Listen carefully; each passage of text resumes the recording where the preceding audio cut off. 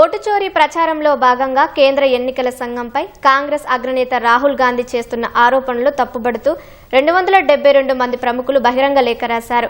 ఈసీపై ఆరోపణలు రాజకీయ అసంతృప్తిని వెళ్లగక్కే విధంగా ఉన్నాయని పేర్కొన్నారు.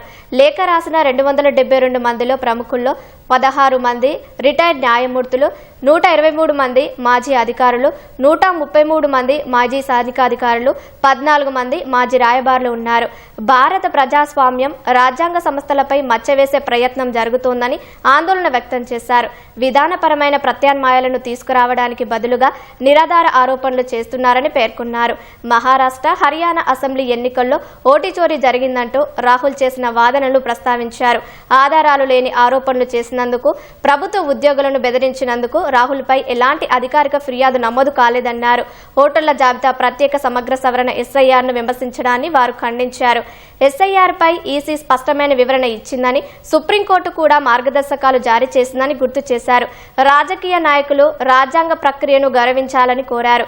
నిరాధారమైన ఆరోపణలతో కాకుండా విధానపరమైన ప్రకటనలతో పోటీ పడాలని, ప్రజాస్వామ్య తీర్పులను అంగీకరించాలని ప్రముఖులు అభ్యర్థించారు.